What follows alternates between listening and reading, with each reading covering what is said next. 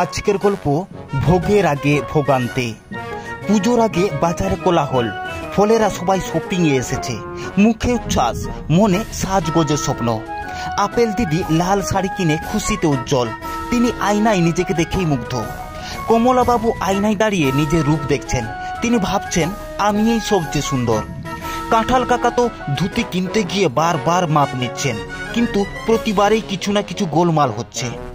আঙ্গুর সাহেব দামাদামি করতে করতে বললেন, আমার চাই রাজকীয় বেগ, মানানসই মর্যাদা চাই। পেয়ারা মশাই গড়গড়িয়ে হাঁটছেন গর্ব ভরে। বললেন, আমার সবুজ রূপে সবাই তাকিয়ে থাকে।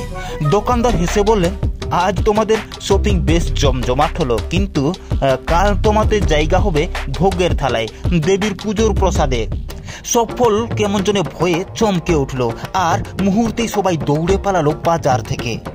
আনন্দে থাকো, কিন্তু বাস্তব ভুলো না কোনোদিন।